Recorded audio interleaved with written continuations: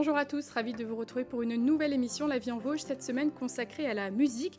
Leur imagination est sans limite, nos deux invités sont des musiciens passionnés, à la fois par la musique, par les sons, mais aussi par les instruments. S'ils utilisent des instruments bien connus, ils en fabriquent également avec des objets de la nature, des objets de récupération. Serge Laquener a également écrit un livre, Fabriquer vos instruments de musique et objets sonores, il va nous en parler aujourd'hui.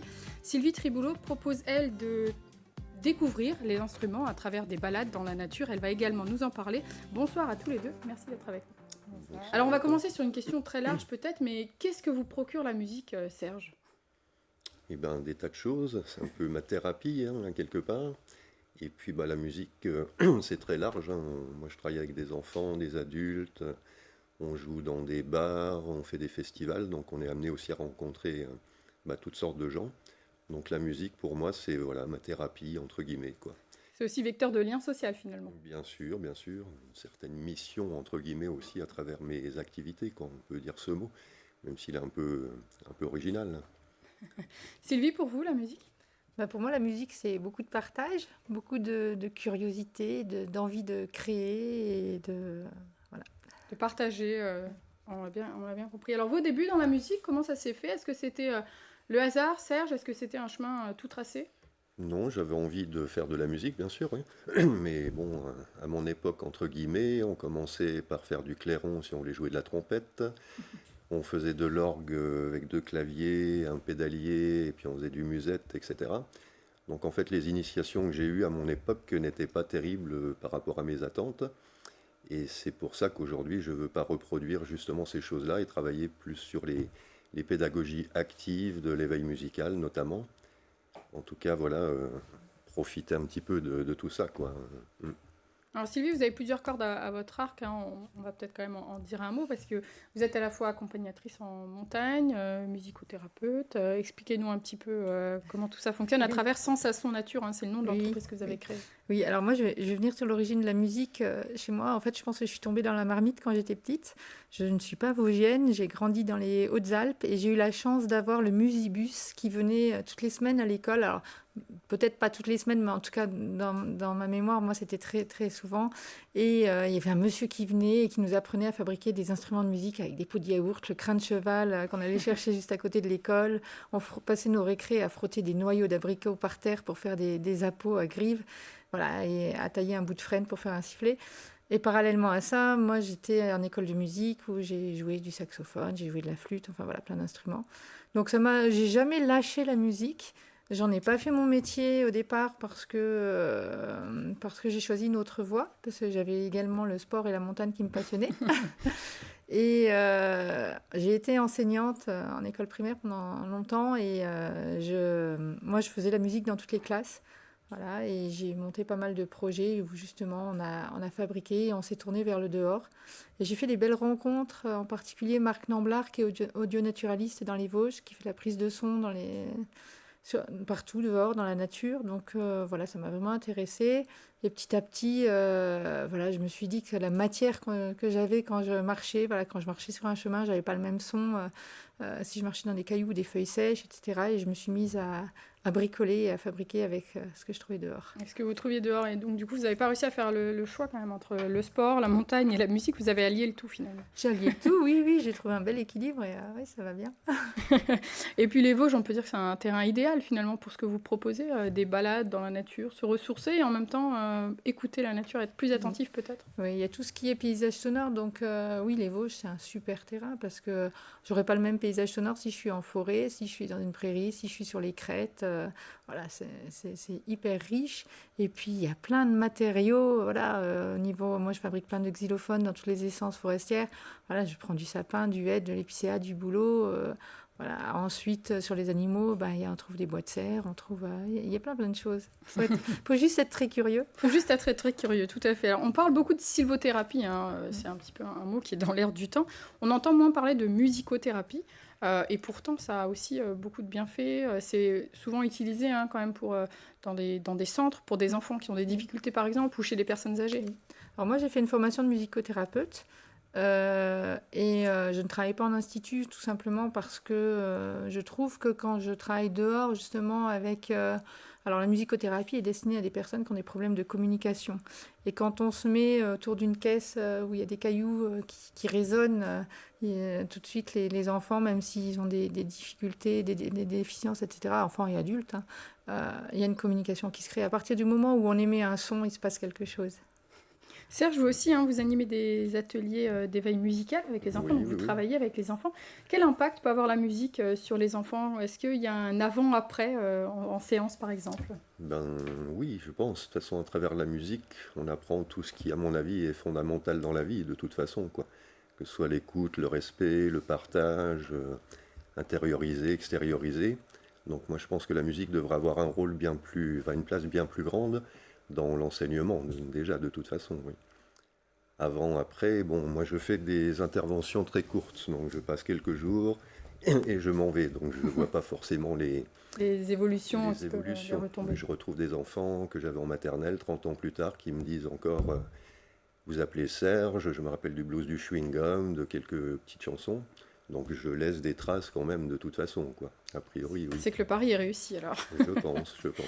Les bases d'une découverte musicale, quand on commence un atelier, ça passe par quoi? Est-ce que c'est plutôt...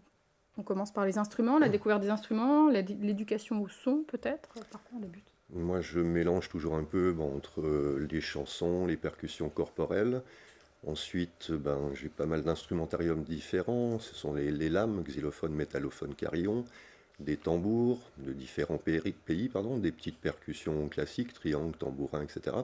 Et tout ce qui est aussi instruments de bruitage, où là on peut aussi faire comme disait Sylvie, des paysages sonores, ou voilà, des, des histoires un petit peu bruitées. Donc on découvre beaucoup d'instruments, on fait beaucoup de jeux, d'écoute répétition, de l'improvisation aussi, je laisse les enfants aussi improviser, etc. Et on arrive souvent à monter aussi une prestation en fin en fin d'atelier, voilà, pour montrer un petit peu ce qu'on a fait aux parents ou autres. C'est la satisfaction. Oui, puis bon, ça fait un petit peu une finalité aussi au projet, même si on n'est pas obligé de présenter à chaque fois ce qu'on fait, mais ça fait partie un peu du jeu de temps en temps, quoi. Et en même temps, donc, il y a la fabrication donc, de ces instruments. Alors, pas dans chaque atelier. Pas dans chaque atelier, je bien fais pas évidemment. Systématiquement du bricolage, à part peut-être ce mirliton. Ça, c'est un petit truc sympathique qu'on fait On vous écoute, allez-y, en n'hésitez quelques pas. minutes. Donc, mirliton ou gazou, il y a deux noms. Donc, c'est juste un petit tube PVC, un trou ici pour mettre la bouche. On lime tout, bien sûr, pour pas se blesser. Et une membrane, une petite feuille de plastique qu'on tend ou qu'on détend. Et c'est pas un instrument avant. Donc là, je vais dire tut-tut, par exemple. Ou on chante, etc. Donc pour que ça résonne le mieux, on tend ou on détend un peu cette membrane. Et ça change un petit peu la sonorité. Voilà, on trouve la meilleure résonance en fait. Donc ça c'est un truc qu'on fait très, très souvent. Je sais pas, j'en ai fait des milliers je pense dans ma vie. Et après, bon, il y a d'autres choses là qui nécessitent plus de temps, ou de la décoration, ou aussi beaucoup de récupération aussi. Quand on fait un atelier bricolage, je demande souvent aux participants aussi de collecter des éléments divers et variés qui peuvent être utilisés dans l'atelier de bricolage.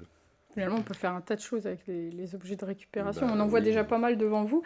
Dites-nous un petit peu les matières que vous avez utilisées principalement. Là. Il y a de la peau de chèvre.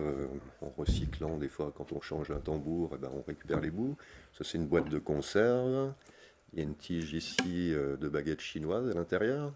Ici, on a 2 pots de fleurs. Une vieille bouteille aussi, voilà, on a fait un trou, on a mis une corde dedans, un domino électrique, etc. Ça c'est une balle de golf, donc on a monté pour faire une baguette. Bon. Oui. Suivant les baguettes qu'on utilise, c'est vrai qu'on peut obtenir aussi beaucoup de nuances sur un même instrument.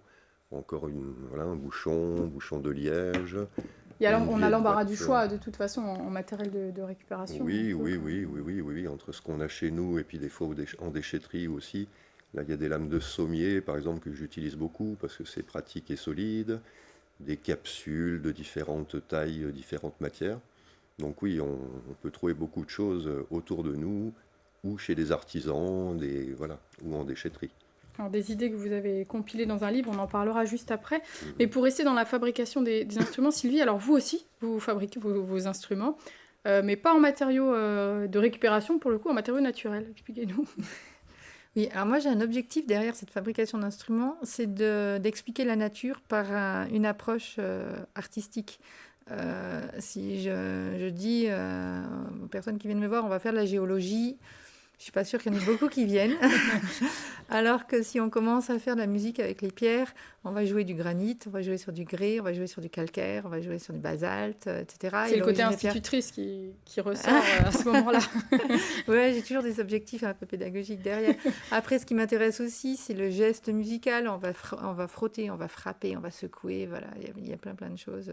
Et puis, c'est aussi pour montrer qu'un instrument de musique, on peut faire des belles pièces de musique avec des matériaux qu'on a récupérés dans la nature et qui sont accessibles à tous. Donc, sans avoir besoin d'acheter un instrument. Alors, comment ça se passe? Vous alliez la balade à la fabrication ou c'est des ateliers différents? Alors, sur le sentier musical, sur les animations scolaires ou même grand public, donc j'ai une petite balade qui va durer entre 2 et 3 heures selon le public, selon leur curiosité et leurs envies de participer. J'ai 4 ateliers. J'ai un atelier sur la musique de la pierre, un atelier sur la musique animale où on va jouer avec les os, avec les mâchoires, avec les bois de serre, les coquilles d'escargot. Les coquilles d'escargot sont une superbe matière pour faire des sons. Ensuite, j'ai un atelier sur la musique du bois où j'ai fabriqué des xylophones dans toutes les essences forestières du coin. Et un dernier atelier sur la musique de l'eau, avec des flûtes aquatiques et des tambours d'eau. L'embarras du choix en termes... Oui. Et donc, ça s'adresse à tout le monde, finalement. Le public majoritaire reste quand même peut-être des scolaires et des familles? Alors là, en ce moment, énormément d'écoles. Ensuite, sur les périodes de vacances, oui, beaucoup de familles. Principalement. Alors Serge, on va revenir sur cet ouvrage. Donc, Fabriquer vos instruments de musique et objets sonores. Je montre. C'est un ouvrage que vous avez publié en décembre? Oui. Décembre, en auto-édition. Quel était l'objectif de cet ouvrage? Je dirais que c'est un petit peu une carte de visite d'une trentaine d'années de pratique en éveil musical. Je disais, c'est mon testament musical, mais bon, peut-être que je referai d'autres choses quand même après. Et donc, le but était de présenter en fait des tas d'idées de bricolage, sans en donner trop les détails, mais en donnant vraiment beaucoup des idées. Comme je disais, ce n'est pas un livre pour apprendre à bricoler, mais pour s'ouvrir l'esprit sur des potentiels acoustiques, etc. Donc il y a une partie avec 47 fiches, donc pour faire 47 instruments ou objets sonores comme ceux qui sont devant moi. C'est argumenté de 97 croquis, je regarde en même temps, et 239 photos, qui complètent aussi un petit peu les fiches techniques et qui donnent aussi d'autres idées de formes, de matériaux, etc. Et en fin de document, donc, je donne un peu des pistes pour exploiter ce qu'on a fabriqué. Alors quelques éléments pédagogiques, plus comment... coder la musique de façon assez simple, etc. Donc voilà, une partie aussi un petit peu pour l'utilisation de ce qu'on a fabriqué.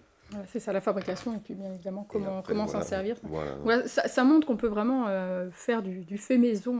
Les instruments, vous le disiez, on n'est pas obligé d'acheter des instruments. Et pour autant, c'est quand même aussi toujours sympa d'avoir, je pense, son bel instrument qui vient de... Dans les Vosges, on a quand même ce qu'il faut. On a une école de lutherie, Mirecourt.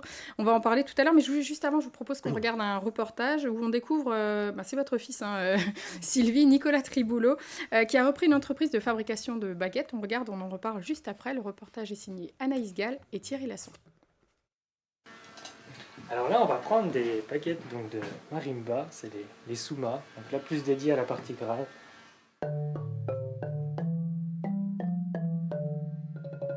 Un seul et même instrument, mais des dizaines de sonorités différentes. Après là, c'est des baguettes donc, de vibraphone, donc celle-là c'est plutôt dédiée à la partie intermédiaire. Donc celle-là, voilà, c'est un mélange de dur et de grave. Alors, Ce mariage si singulier, c'est à la baguette qu'on le doit. Qu'elle soit en bois, en bambou ou en rotin, surmontée d'une tête en caoutchouc ou en laine, la baguette résonne en fonction de sa composition. Après, non loin de Bruyères, l'entreprise Vibrawell en a fait son cœur d'activité. C'est ici, dans la scierie, que la conception démarre. Les planches de bois sont d'abord découpées en lamelles carrées. Après, il faut faire les arrondis approximatifs. Et sur la ponceuse, à la fin, on fait les cotes exactes. C'est au 10e millimètre qu'il faut que ce soit juste et tout pareil pour avoir le même son et le même poids et que ce soit des paires parfaites. Dieter et sa femme Monika sont originaires d'Allemagne. Voilà près de 40 ans qu'ils sont installés dans les Vosges. D'abord fabricants d'instruments à percussion, ils ont ensuite repris cette manufacture de baguettes. Aujourd'hui, le couple souhaite prendre sa retraite et a décidé de passer la main à Nicolas Triboulot, un Vosgien de 23 ans, séduit par cette activité. Dans les Vosges, on a le bois, on a aussi Mirecourt, la lutherie, et puis l'industrie du textile. Donc on prend un peu de tout ça, on fait un mélange, puis on arrive à faire des baguettes dans les Vosges, et puis on peut en envoyer un peu partout dans le monde. C'est important de conserver ces entreprises, cet artisanat. Alors, c'est très bien d'avoir, de pouvoir fabriquer ces instruments, mais à côté, il y a les musiciens qui préfèrent garder les vrais instruments, entre guillemets. Et je pense que c'est important de garder aussi ce savoir-faire dans les Vosges, que ce soit pour cette entreprise-là ou bien d'autres. On parlait des violons de Mirecourt, enfin voilà, il y a un tas de choses. Il y a cette importance de ce savoir-faire. Oui. C'est Oui. sûr que je vais pas me fabriquer une guitare, par exemple. Je préfère en trouver une qui me convient, et c'est pas le même, C'est pas le même pas le même objectif. esprit. C'est pas de la lutherie, c'est vraiment pour moi du bricolage et de l'éveil, on va dire. Ouais. Oui, puis l'intérêt n'est pas le même. On se fait peut-être tout autant plaisir en fabriquant son instrument, en jouant avec, à travers le bricolage, qu'après jouer avec une vraie guitare. Il n'y a pas les mêmes objectifs. Il n'y a pas les mêmes objectifs. Il n'y a pas les mêmes objectifs. Moi, on a eu des belles discussions avec Nicolas à la maison parce que Nicolas, il est percussionniste et donc il lui fallait vraiment des baguettes qui sonnaient exactement comme il voulait, etc. Alors que moi, dans les instruments que je fabrique, je n'ai rien accordé. En fait, j'ai même tout désaccordé volontairement, sinon tout le monde me jouait au clair de la lune et je supportais plus d'entendre au clair de la lune. Voilà. Mais après, à côté de ça, moi, je joue du hautbois, de la flûte traversière et quand je joue en orchestre, effectivement, je vais pas désaccorder mon C'est mieux. instrument, sinon les voisins vont pas être contents, et surtout le chef. Parce que vous aussi, vous faites partie de groupes. Oui, Serge, c'est vous un jouez. peu calme en ce moment par le fait du Covid aussi. On avait un spectacle de rue, Les Échappés des Oubliettes, donc mélange de percussion, de cuivre, de jongleurs, cracheurs de feu et chassiers, enfin voilà.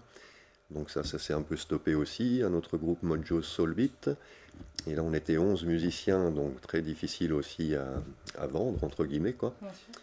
Donc là, il me reste sous le coude spectacle pour enfants, je dirais, qui s'appelle La Boîte à musique, par exemple. Mélange de musiciens et de jongleurs également. Et un conte musical africain. Mais en ce moment, au niveau concert, je n'ai plus de propositions sous la main en ce moment, quoi. Ça devrait reprendre. Oui, on fait des bœufs, on s'amuse, il y a toujours de la vie musicale, mais sans objectif en ce moment formalisé, d'un spectacle ou d'un concert précis, quoi. On va revenir sur l'École nationale de lutherie dans 2 petites secondes, puisqu'on va faire une deuxième petite pause, puisque c'est l'heure de la vie en Vosges, le quiz.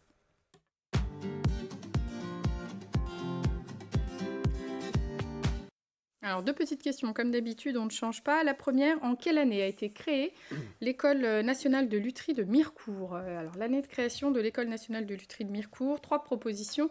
Est-ce que c'est en 1970, est-ce que c'est en 1980 ou est-ce que c'est en 1990 ? Alors, est-ce que vous avez une petite idée sur la question ? 1970, 1980, 1990 ? Au pif, 80. Moi, j'aurais dit 70 parce qu'il me semble qu'on a célébré les 50 ans. Tout à fait. Elle a été créée en 1970, alors qu'il restait très peu d'artisans luthiers installés à Mirecourt. Cette école est née de la volonté du groupement des luthiers et archetiers d'art de France. Tout à fait. On a fêté ses 50 ans il n'y a pas longtemps. Deuxième question.